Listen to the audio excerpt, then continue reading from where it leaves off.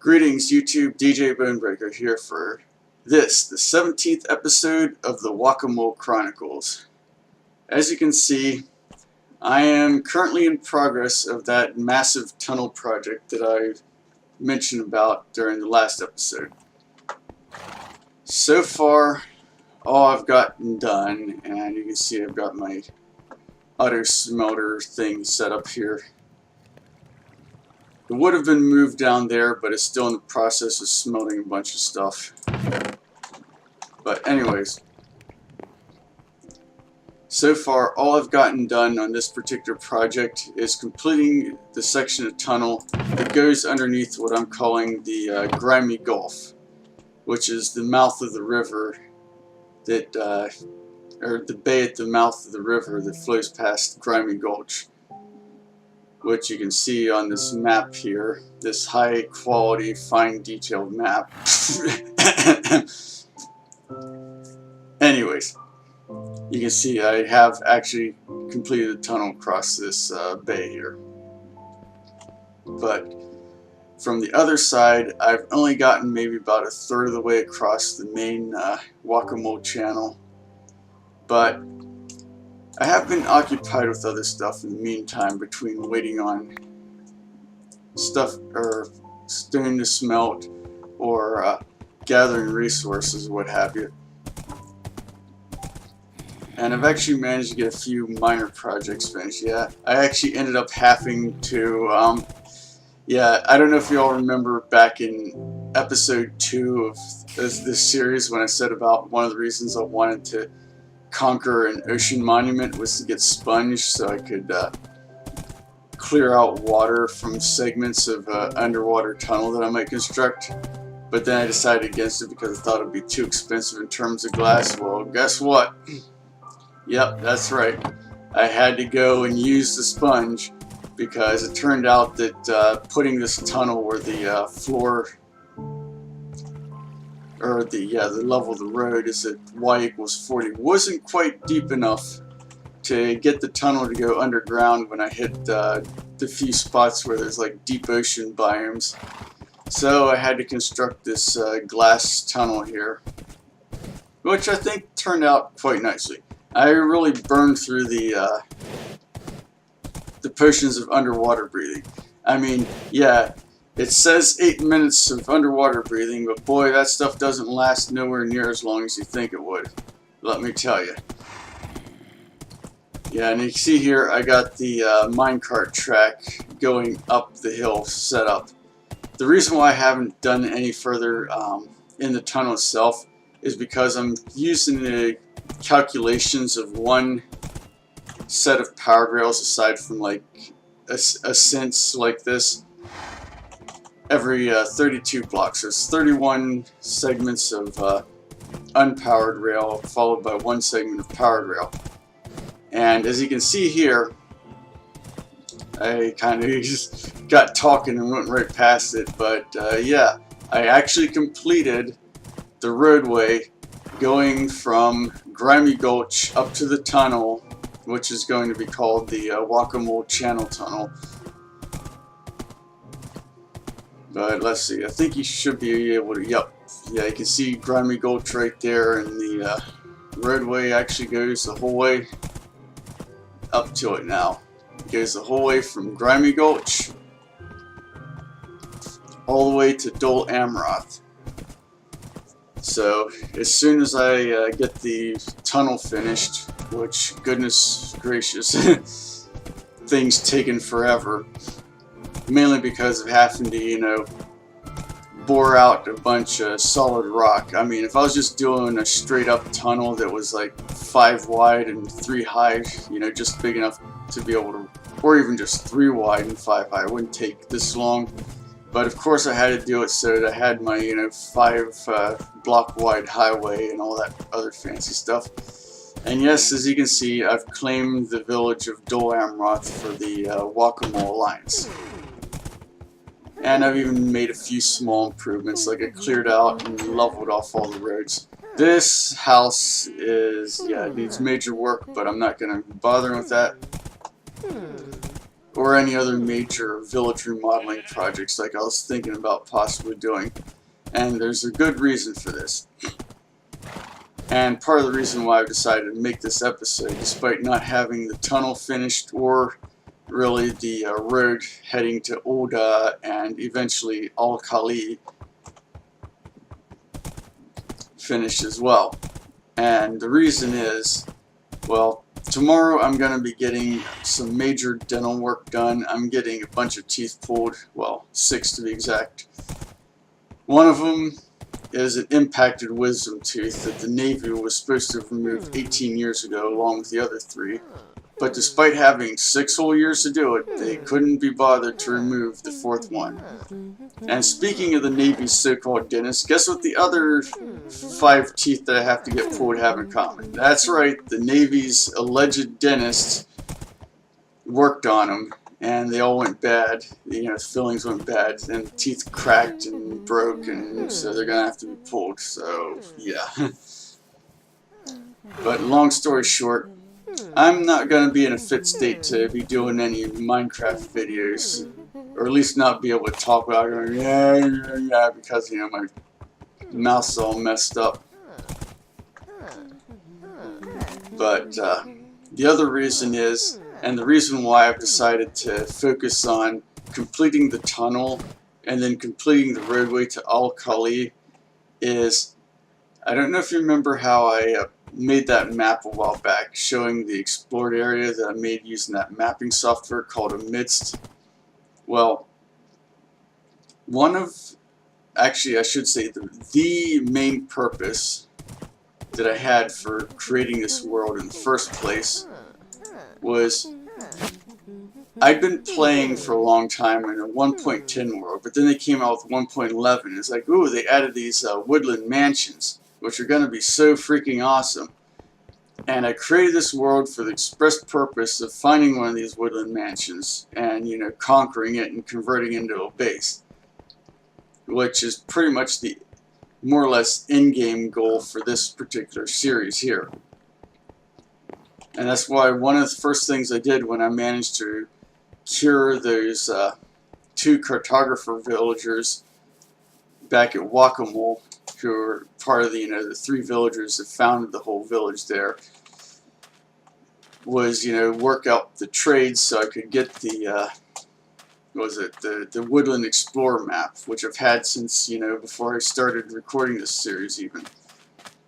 Well, I looked on that mapping software. It turns out that the Woodland Mansion, which is in fact the closest one to, you know, spawn, is located at y equals like negative 23,000 blocks and x equals like negative 4888, which is a really long way away. So I was just like, how am I supposed to get there to, you know, do this?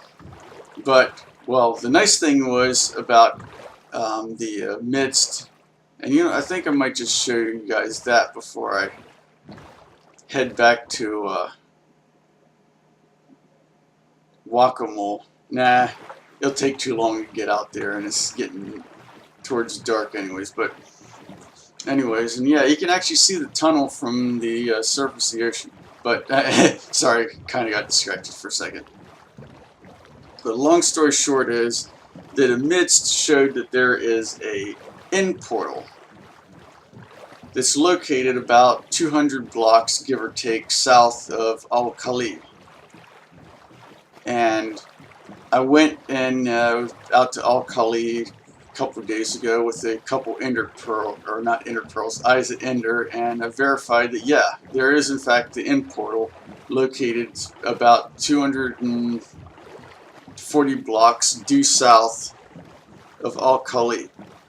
And none of the caves went deep enough that were nearby. So I'm figuring the best way would be to just establish Al-Khali as like a primary base, sort of like Brimy Gulch or Múul, and then set up a diamond level mine, and just send like the first main shaft straight south for about 200 meters. And I should well, I should hit the, what do you call it?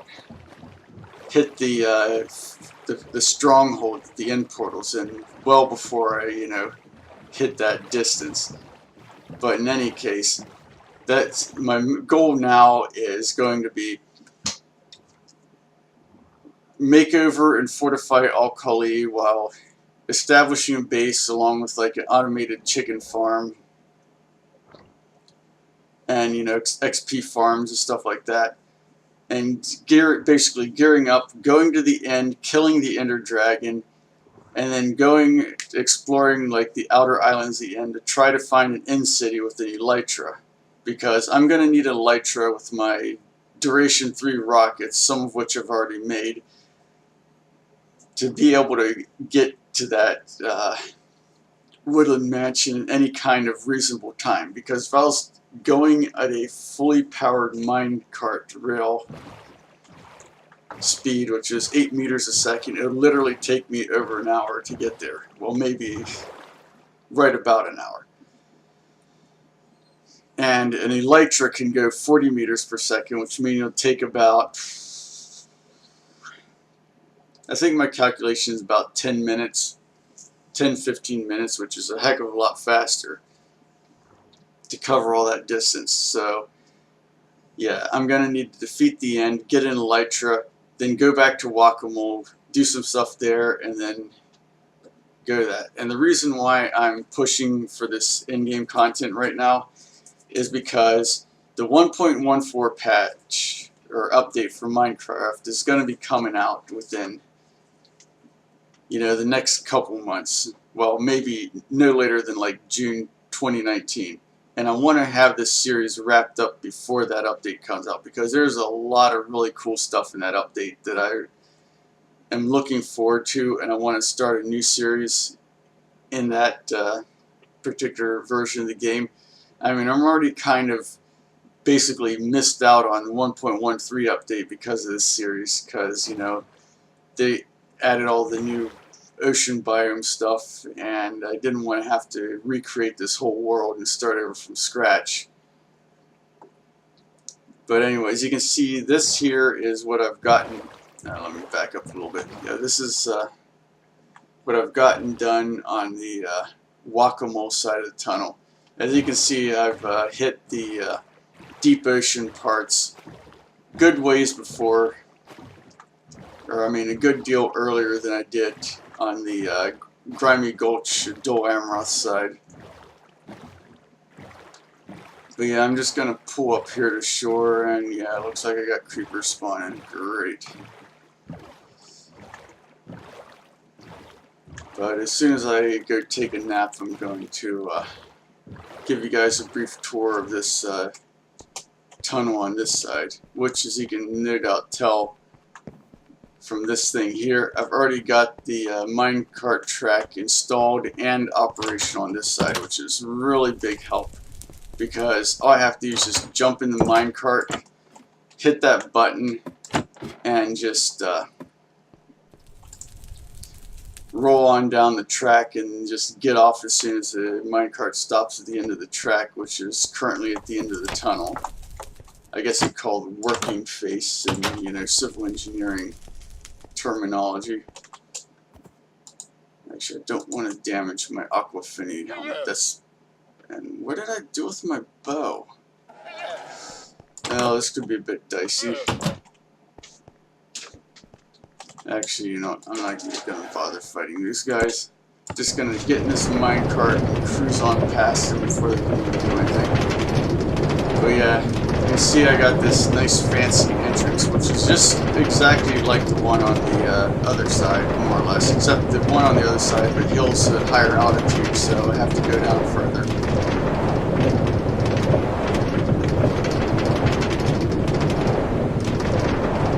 But yeah, I actually, yeah, let me get off the minecart here. But I actually pulled this entire auto smelter from the main base at Múul, and I'll be returning it to said main base once I get done with this tunnel. But as you can see, I've gotten, I have, let's see, 1, 2, 3, 1, 2, 3, 4 night vision and 4 water breathing potions. Now, I mean, I normally don't really need the night vision potions, except for this particular section of the tunnel, and I'll show you why here. As you can see, and I surveyed this already using the night vision potion and underwater breathing potion before, but this particular, let me back up because it's so dark, but yeah, this particular section of the tunnel here is going to be the single deepest part of the ocean that I have to cross. So I'm having to build up a platform for the tunnel to run on in the first place. So that's kind of causing a bit of a delay to the whole project, aside from, you know, me getting easily distracted. But yeah, that's the current state of the Múul Chronicles and this world, and my goals for the whole series and projects. Now, as for why, like I said, one of the reasons why I'm looking so forward to the 1.14 update is among the many really cool stuff that they're adding to it. They're adding one of, if not the favorite plant of mine in the entire world to the update, namely bamboo. And not only does it look cool and make for a nice, like, you know, garden plant, but it grows like sugarcane, but it grows a lot taller, and it's entirely possible to set up automated bamboo farms, similar to automated sugarcane farms. But here's the real kicker. Bamboo can actually be used to fuel a furnace. I mean, granted, it, actually I want to go to my boat. But anyways, granted, it requires 4 pieces of bamboo to smelt a single item, which is worse than even, like, you know, sticks or saplings.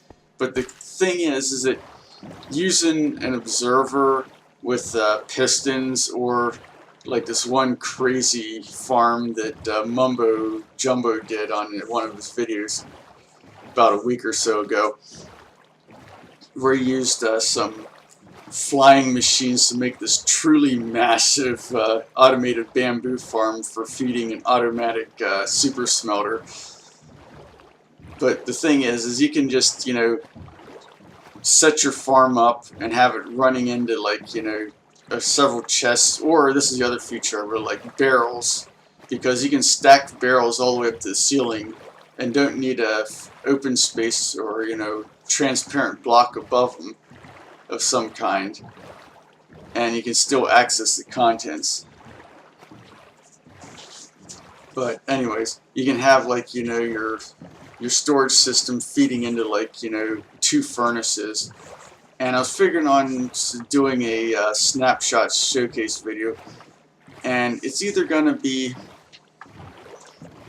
added as, like, added onto this particular episode here, if, you know, depending on how long this episode is, or it's going to be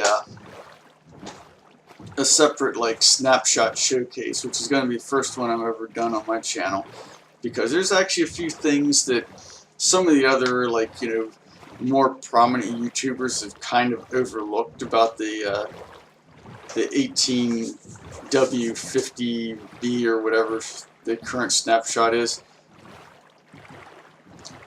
Like, one of the people is like, oh, these berry bushes they just added are so useless. I'm here, no, wait, they're not, because for one thing, they operate like the berry bushes did in the Natura mod, which, oh goodness, that takes me way back to 1.5.2 Feed the Beast server that I used to play on with my ex-wife and some of her friends. But the thing is if you just right-click the berry bush with your hand, or, you know, well, actually, you don't need to have empty hand, but you just right-click on it instead of, you know, instead of punching it with your left click. If you right-click, it'll gather all the berries off, and the bush stays in place and will regrow the berries. And the other thing about the bush, well, like I said, I'll show you guys in the snapshot video that I'm planning on doing, but there's all kinds of cool stuff you can do with the berry bush.